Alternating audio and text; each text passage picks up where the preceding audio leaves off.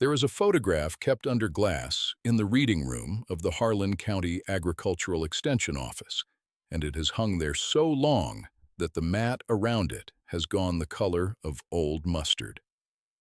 The photograph shows a line of cattle standing in a shallow seep of water that runs clear and cold along the base of a limestone ridge. The cattle are not the gaunt, staring animals you might expect from the story attached to the photograph. They are deep-chested and calm. Behind them, the hillside climbs in terraces of rough-cut stone, each terrace holding a crescent of dark earth where the grass grows thick and deliberate as a carpet. The year stamped in the corner of the photograph is 1941. The ridge behind the cattle is green. Everything outside the frame of that photograph, the neighbors will tell you if you ask them, was brown as a fired brick. The question worth asking is not how those cattle survived. The question worth asking is why a woman with $32, 28 starving bulls, and one dead husband's unreadable field notes would attempt what every man in the county told her could not be done. The water tells you, if you learn to listen. The water always knew exactly where it wanted to go. Nora Vass was 41 years old the spring she bought the bulls, which is to say she was old enough to have buried a husband, raised 2 children to working age, and absorbed enough humiliation from the county loan office to fill a moderate-sized ledger. Her husband, Clement, had died of a ruptured appendix in the winter of 1937, leaving her 160 acres of cut-over slope land on the eastern face of Bridle Ridge, a mortgage with the agricultural credit arm of a Louisville bank, and 3 notebooks filled in his cramped, left-handed script with figures, sketches, and observations that nobody in the family had been able to make sense of because nobody in the family had ever thought to ask Clement what he was studying in those notebooks. He had studied them evenings by lamplight for the 11 years of their marriage, and had spoken of them rarely and with the careful reticence of a man who expects to be told, his idea is impractical. The notebooks sat in the pine box under the marriage bed for 2 winters after he died. Nora did not open them until a Sunday in March of 1939, when the creek ran clear enough to see bottom, and the bottom was sand, not gravel, and she knew without being told that the aquifer beneath the lower pasture was declining, and that the drought that had begun 2 years prior was not finished with her. She read the notebooks by the window. She read them again. Then she sat at the table with a piece of brown paper and a pencil, and worked out what her husband had been measuring in those 11 years. Clement had walked the ridge every season and probed the soil with a steel rod every 40 paces and noted the depth of refusal, which is the depth at which the rod stops sliding and strikes stone or hardpan. He had noted the angle of the slope and the direction of each face. He had noted where the mosses grew thick in dry months. He had noted, with a small triangle symbol that Nora recognized as his private sign for certainty, 7 points along the upper ridge where the probing rod had encountered what he called in the notebooks a soft refusal, which meant the rod did not stop hard but slowed and yielded slightly, suggesting not stone but saturated clay, a buried lens of water held in the hill like a gripped fist. 7 points. He had mapped them in a sketch that Nora could now see was drawn to scale because the distances between the points matched the distances she could pace herself on a clear afternoon. At the bottom of the 3rd notebook, on the last page, Clement had written in a larger hand than his usual cramped figures a sentence that was neither observation nor calculation. He had written, "The ridge is a cistern. It only needs a door." Nora did not tell anyone what she had read. She put the notebooks back in the pine box, and she walked the ridge the following Saturday, and she paced the distances, and she found all 7 points, and she pressed the steel rod into the ground at each one and felt the soft refusal under her hands. That yielding, that slight and unmistakable give of saturated earth. She stood at the highest of the 7 points and looked east across the valley and counted the farms she could see and estimated how many of those farms were running out of water and understood that if she was right, she could be alive in 5 years, and if she was wrong, she would lose the land. And that was, she told herself, the whole of the calculation. The cattle came into the story because of Leonard Fitch. Leonard Fitch managed the consignment pens at the county stockyard and was a methodical man who kept meticulous records of what animals were sold, at what price, and who was owed what percentage of what total, and whose methodical nature was therefore deeply offended by the 28 young bulls that had been consigned to him by a bankrupt feedlot operator from over the mountain, and had subsequently failed to sell at 2 consecutive auction dates, because they were in such poor condition that no serious buyer would look at them. Leonard Fitch needed them gone. Nora Vass appeared at his office on a Wednesday in April of 1939 with $32 in a cotton envelope and an offer to take all 28 animals at $1.14 each. Leonard Fitch thought about it for the length of time it took to drink a cup of coffee, and then he said yes, because the alternative was paying a rendering truck to come collect them, and that would cost him more than he would net on the sale. Nora Vass loaded the bulls herself with her daughter Celia and her son Ren, who was 16 that year and large enough to be useful at the tailgate of a chute, and she drove them home in 2 trips in a borrowed trailer and put them on the north face of Bridle Ridge, where the grass, thin as it was still marginally better than anything in the valley, because the north face held what little dew the nights provided. The following Monday morning, she walked to the hardware store in town and bought a post-hole digger, 2 boxes of dynamite caps, and 40 feet of 3/4-inch iron pipe. And she asked the boy at the counter to add it to her account. The boy wrote it down, without comment. On her way out, she passed Harlow Speece on the sidewalk. Harlow Speece was the agricultural loan officer at the Louisville Bank's county branch and had been Clement's loan officer and was therefore, through the accident of institutional continuity, Nora's loan officer. And he was a tall, well-dressed man with a sympathetic manner that he wore the way some men wear a good hat, habitually, without particular feeling behind it. He stopped when he saw her. He looked at the pipe under her arm, and the post-hole digger leaned against her hip, and he asked her in a tone of genuine and practiced concern what she was planning to do. She told him she was going to open some of the water in the ridge. He looked at her for a moment, and then he said that he wished he could tell her the bank had flexibility on the loan terms, but that the board had been very firm, and that if the summer went the way the last 2 summers had gone, the land would almost certainly need to be surrendered, and that he was sorry for it, and wanted her to know he personally admired her persistence, and that she ought not to spend what little cash she had on hardware she would not be able to use long enough to get the value from. He said this with full eye contact and a warm and unhurried voice. Nora said, "That is your opinion." Then she went home and started digging. The first bore took her 3 days. The soft refusal point was 3 feet below the surface, and she reached it with the rod on the first day and spent the second and third days digging a proper bore with the post-hole digger, cutting through root and clay with the patience of someone who is not distracted by the idea of quitting. When she pulled the digger out of the bore on the afternoon of the 3rd day and packed the walls with gravel she had hauled up from the creek bed in a bucket, and then seated the pipe in the center of the gravel pack and tamped the clay back around it, nothing happened for 4 hours. Then, in the early evening when the heat dropped, a thin trickle of water ran from the open bottom of the pipe and spread across the clay of the hillside and seeped down the slope. It was not much. It was enough. She pressed her palm flat against the wet clay and held it there until it was cold.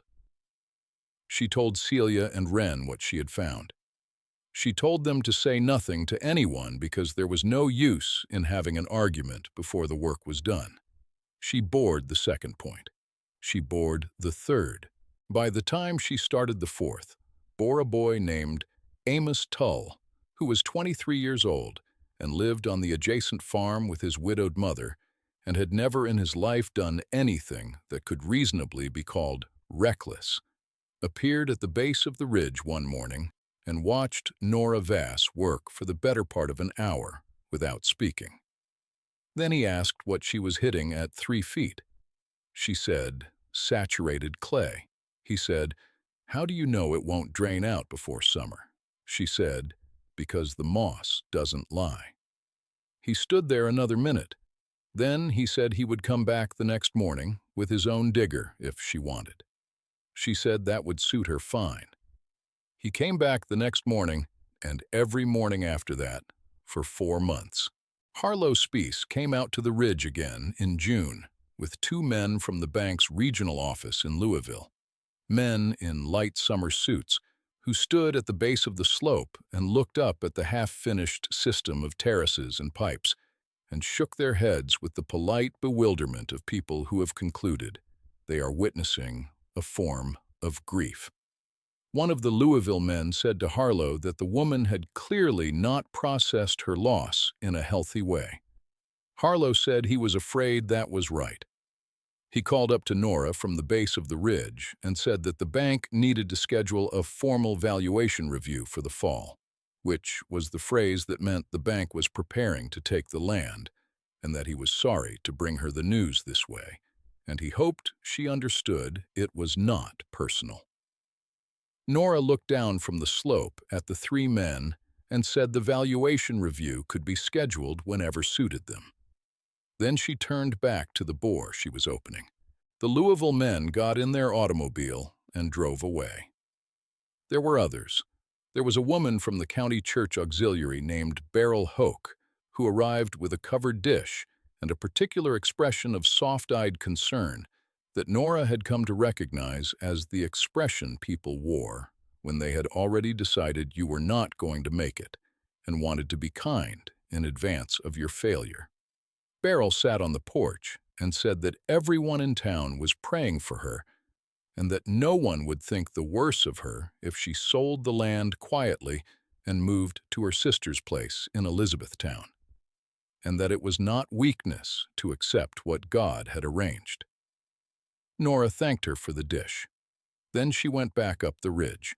There was a man named Doyle Pressler who ran the largest cattle operation in the valley and who stopped his truck on the road below the ridge one afternoon and leaned out the window and told Nora that he had looked at her bulls through his field glasses and they were a sorry bunch and he would take them off her hands for $20 the lot, which was less than she had paid for them. And when she said no, thank you, he shook his head and said she was going to lose them to drought sickness before the summer was out. He drove away with the satisfied air of a man who has delivered a verdict from which there is no appeal. What Doyle Pressler did not see, because he was looking at the bulls and not at the ground around them, was that by early July, the 7 bore pipes on the ridge had been channeled into 3 shallow collection ditches that Nora and Amos had lined with flat limestone slabs carried down from the upper ridge face, and that those ditches ran to a single broad basin that Clement had identified in his notebooks as the natural low point of the slope, a wide, shallow depression where the ground was always darkest and the grass had always been the last to go brown in a dry year. The basin held water now. It held it quietly and without advertisement. The cattle had found it in the first week of June and had stopped their anxious pacing and stood at it in the evenings the way cattle stand at things they trust. The terracing was not finished. There were 3 more terraces to cut. But the system was alive and the cattle were filling out. Anyone who walked up the ridge and looked carefully would have seen the change in them. Nobody walked up the ridge and looked carefully. The summer was hot. July was dry. August was the kind of dry that has a sound to it, a cracking, permanent afternoon silence broken only by the pop of tree bark contracting in the heat. The creek in the valley dropped to pools, connected by threads of water. By the end of August, the pools were separate and shrinking. Doyle Pressler's cattle were being hauled water by truck, which cost him money he had not planned to spend.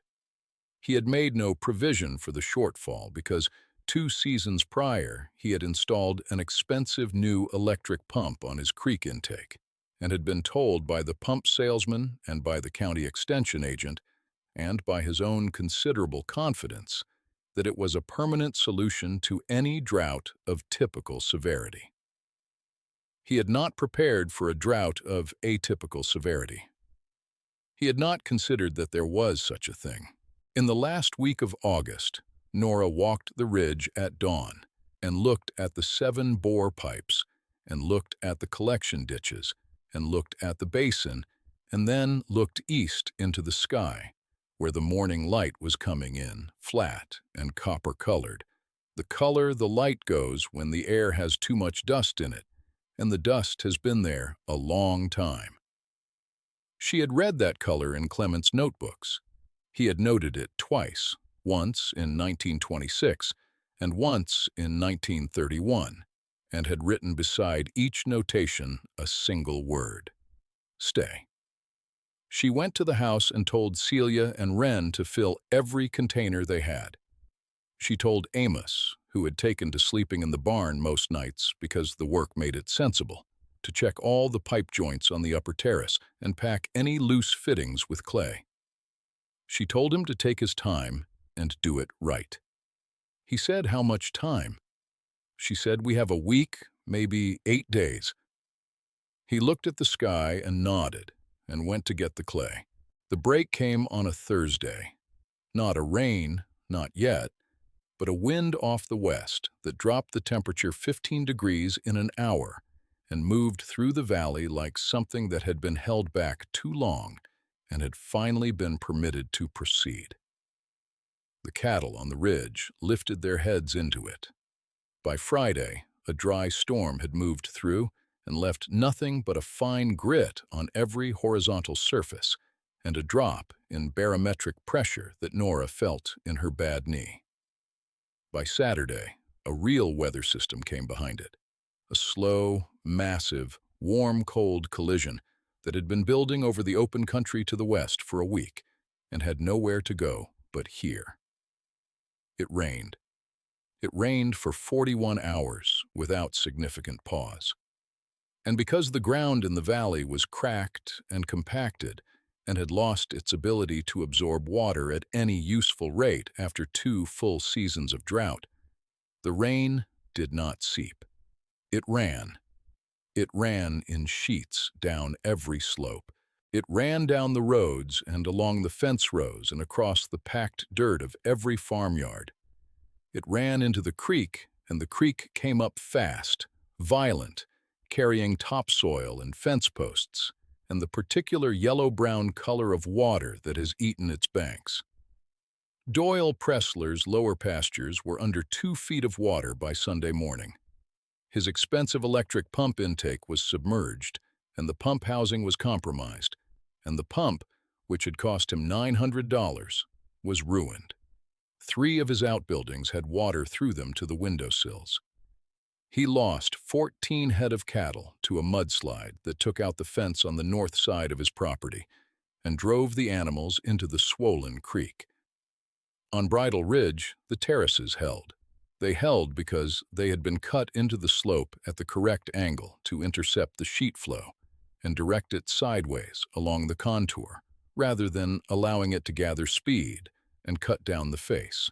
The water moved along the terraces in a controlled sheet, heavy but not savage, and reached the collection ditches and filled the basin and overflowed the basin's lip at the single low point Clement had designed for overflow. A gentle notch in the downslope stone face that directed the excess into a broad, gradual fan rather than a cutting stream. The bore pipes, pressurized now from above rather than bleeding upward from below, ran clear and fast and cool. The cattle stood on the upper terrace in the rain with the patient, rectangular indifference of cattle who are not afraid of water because they have spent a summer learning that water is reliable. Harlow Speece came on Monday. He drove up the ridge road in the mud and got out of his car and stood at the base of the slope and looked up. He stood there a long time.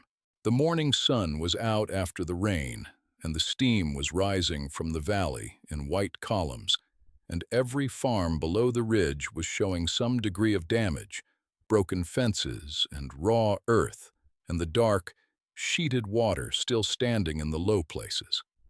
The ridge was clean. The terraces were dark with moisture, but intact. The grass on the upper face had taken the rain and was already showing the vivid, almost indignant green of grass that has been waiting for water for 2 years and has finally received permission to grow. The cattle were grazing on the upper terrace in the early sun. Harlow Speece took off his hat and held it in both hands and stood there in the mud until Nora came down from the ridge with her boots wet and her sleeves rolled and her hair loose from the morning's work. He said that he owed her an apology. She looked at him for a moment. She said that what she needed more than an apology was an extension on the loan and a fair assessment of the land's current condition. He said he believed that could be arranged. She said, "Good."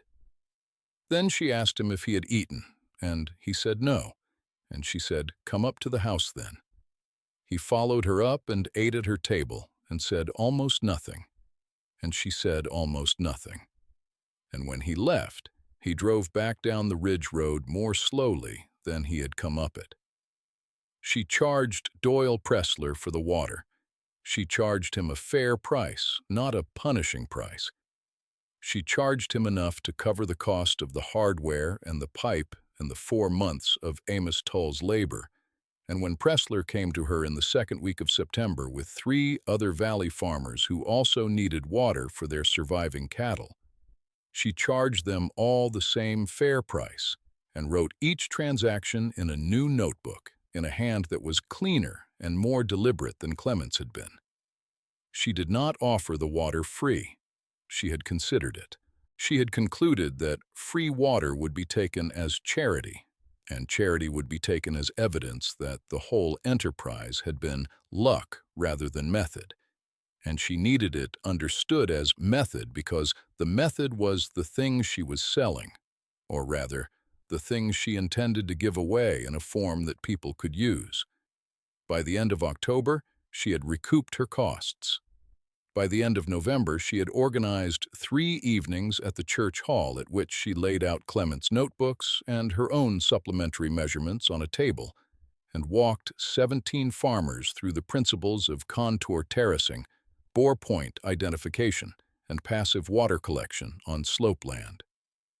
She brought the notebooks, but she also brought her own drawings, which were cleaner than Clement's, and she answered every question with the same flat, factual precision she had used all year. Amos Tull sat in the back and answered the practical questions about soil and pipe. He was good at the practical questions. The county extension office sent a man named Beaumont to one of the evenings. Beaumont was young and had recently completed a degree in agricultural science from the State University, and arrived at the church hall with the slightly elevated manner of someone who expects to find an amateur doing something a professional should have caught sooner.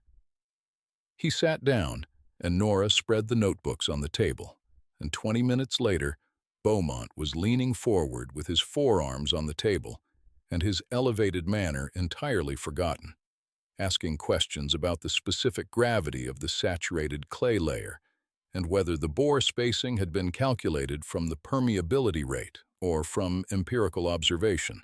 Nora said from observation, confirmed against the results. Beaumont said that was consistent with the published literature on subsurface water lensing in karst-adjacent formations. Nora looked at him and said she did not know what a karst-adjacent formation was. Beaumont said she was sitting on one. She said, "So it works elsewhere on the same geology." He said it works anywhere with this formation and the right slope aspect, which is most of the eastern ridge country in this part of the state. She was quiet for a moment. Then she said she supposed someone ought to write it up properly. Beaumont said he would be glad to help her do that. She said she would think about it. She thought about it for 2 weeks, and then she wrote Beaumont a letter saying she would collaborate on a written account on the condition that Clement's name appeared on the document as the originating observer. Beaumont wrote back saying that was entirely appropriate. The document was completed in 1942 and distributed through the Extension Network to agricultural offices in 11 counties. Amos Toole married Celia Vass in the spring of 1942.